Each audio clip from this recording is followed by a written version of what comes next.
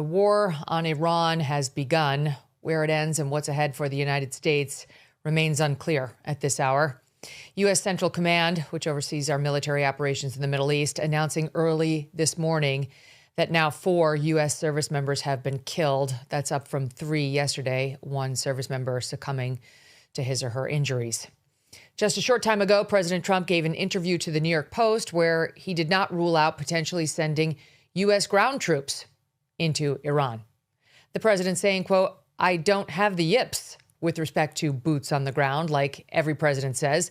There will be no boots on the ground. I don't say it. I say probably don't need them, or if they were necessary. First and foremost, I, Megyn Kelly, am praying for the troops." I mean, that's where my mind immediately went. The guys and the gals who have to actually carry out this mission, why again? And put their lives on the line for whom again?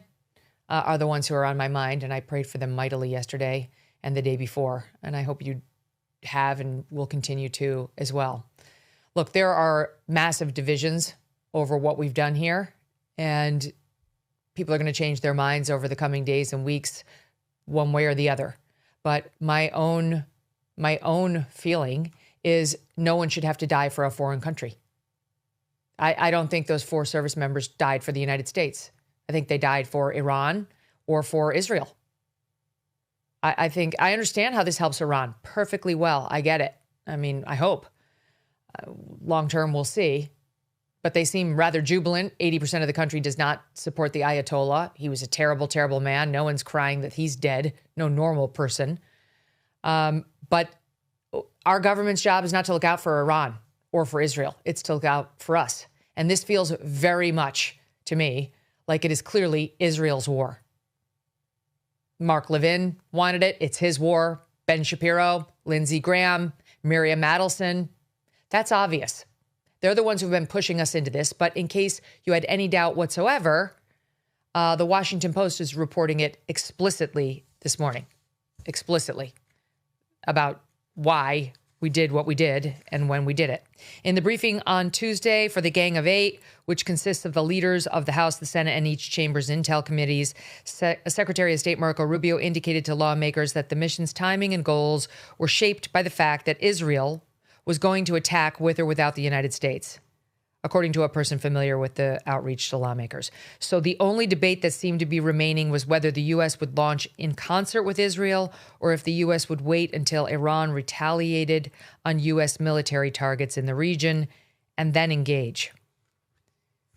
That sounds perfectly right. I mean, I think you knew that before you heard me read it from the Washington Post. So Israel said they were going to do it. Tucker Carlson said this on the show on Thursday. He said exactly that.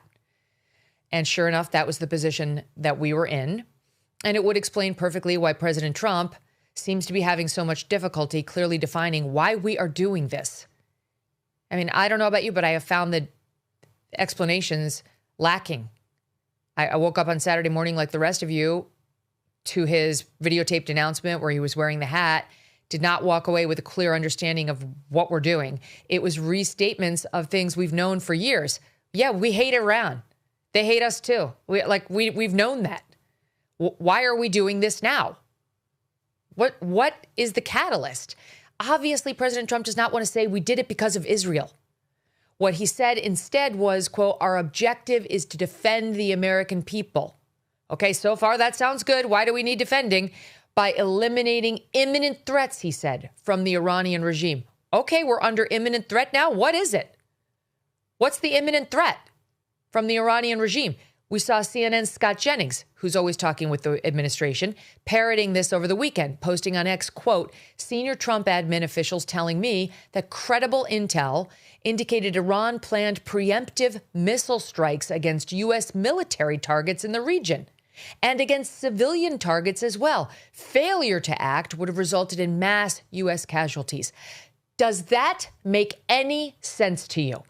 I mean, stop and think about it for a minute. I'm close to this administration in many ways as well, but I don't allow them to use me like a fool. Does it make any sense to you that Iran was planning preemptive strikes against us and our civilians, knowing full well of the massive military assets we had moved into the region, the aircraft carriers and so on? Obviously, it doesn't. And sure enough, now today, it's all over. I mean, the Washington Post, U.S. intel assessments that Iran's forces were unlikely to pose an imminent threat to the U.S. mainland within the next decade.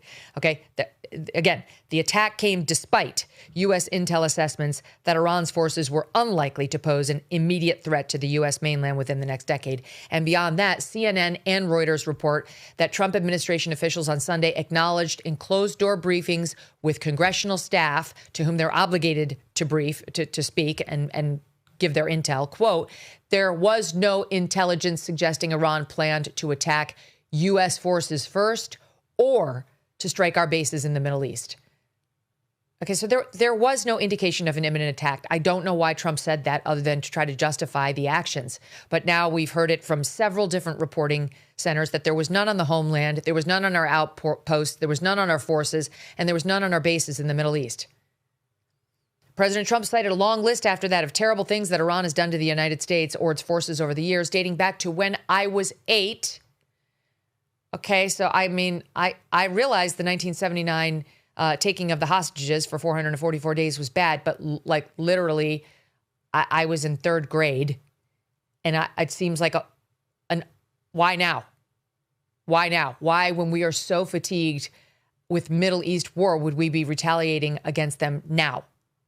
So, like, give me another reason, please, because it felt very much like a kitchen sink approach. If we're going back, probably involved in the USS Cole, like all these, the attacks in Beirut, like this is ancient history. There is nobody under the age of 50 who even has an active knowledge of any of that stuff. As for what they've done with like the Houthis and all that, like, first of all, a lot of these wrongs have been on the books for a long time, and many of them have already resulted in sanctions or retaliation by the United States, which leaves us asking again, why are we doing this and why now? President Trump mentioned he felt like we were getting tapped along by the negotiators dealing with our nuclear representatives, Kushner and Witkoff, which I believe, yeah, I'm sure they did. That's all they ever do. But Trump himself told us that we obliterated that program. That was his word, obliterated, last June. We obliterated their nuclear program. Like not 4 years ago, 7 months ago. He mentioned that they still had, quote, ambitions to make a nuke, which I believe. So is this about bombing them out of their ambition? Is that why 4 service members are dead and their families are grieving them today because Iran had ambitions?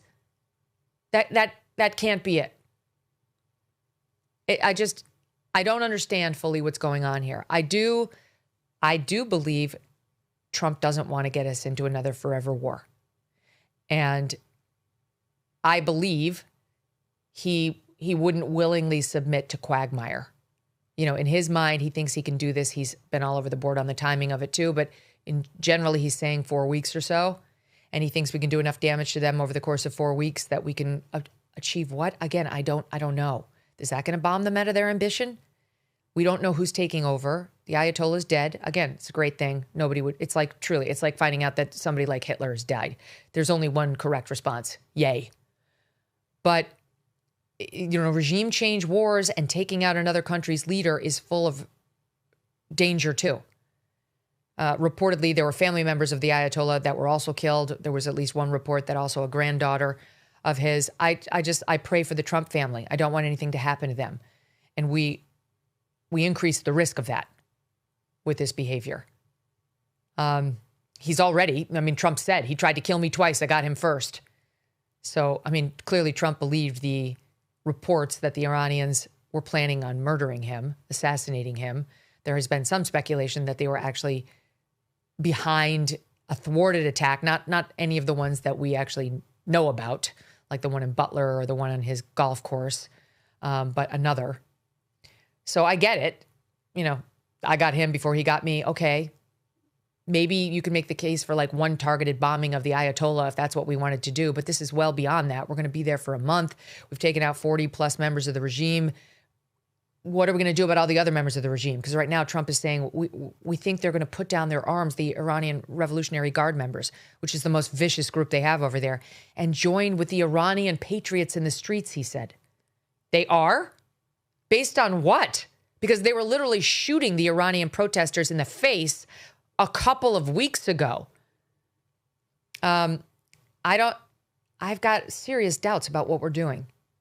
I support the president. I voted for the president. I campaigned for the president, as you know.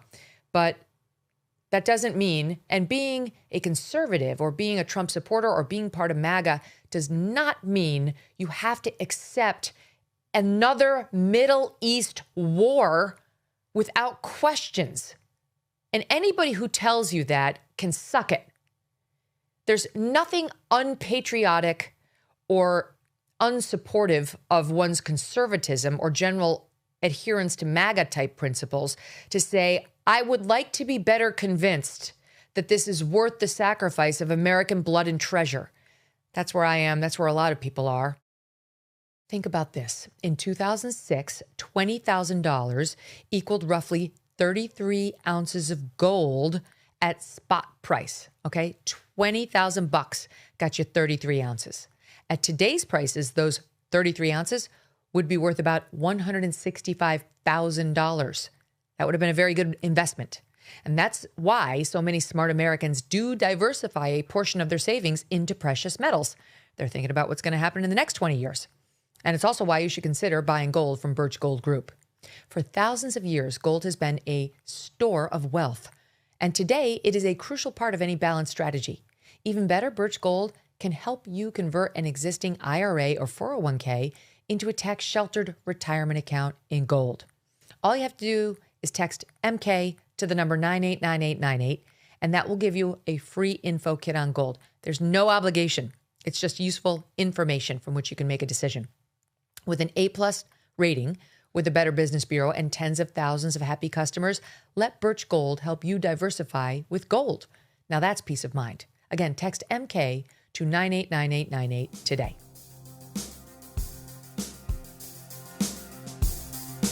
Thanks so much for watching. If you like what you just saw, hit the subscribe button for more clips and full episodes.